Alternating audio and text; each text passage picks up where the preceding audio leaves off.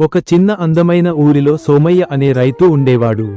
అతని తోటలో అన్ని పంటలు చాలా బాగా పండేవి. కానీ తోట మూలలో ఒక చిన్న మొక్క ఉండేది. అది పెరగడమే లేదు. కానీ దాని ఆకులు చాలా పచ్చగా, చాలా ముద్దుగా ఉండేవి. ఊరి అందరూ ఆ మొక్కను చూడడానికి వచ్చేవారు. పిల్లలు దాని దగ్గర ఆడుకునేవారు. పక్షులు దాని మీద కూర్చుని పాడేవి. సోమయ్యకు ఆ మొక్క మీద చాలా ప్రేమ. ఒకరోజు ఊరి ధనిక వ్యాపారి వచ్చాడు. ఆ మొక్కను చూసి ఆశ్చర్యపోయి అన్నాడు, సోమయ్య, ఈ మొక్క కింద బంగారు గడ్డ ఉందని విన్నాను. ఆ మొక్క నాకు ఇవ్వు. నేను నీకు 2 ఎకరాల భూమి మరియు కొత్త ట్రాక్టర్ ఇస్తాను.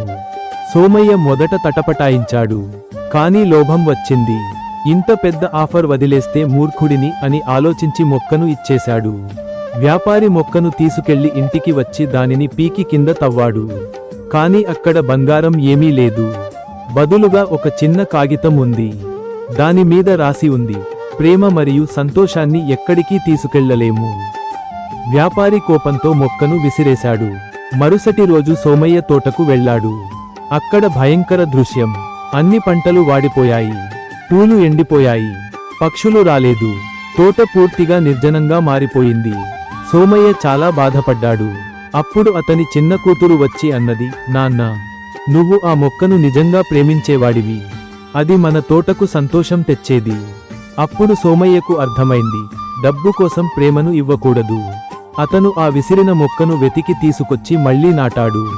నెమ్మదిగా తోట మళ్లీ పచ్చబడింది. పక్షులు వచ్చాయి. పిల్లలు మళ్లీ ఆడుకోవడం మొదలుపెట్టారు.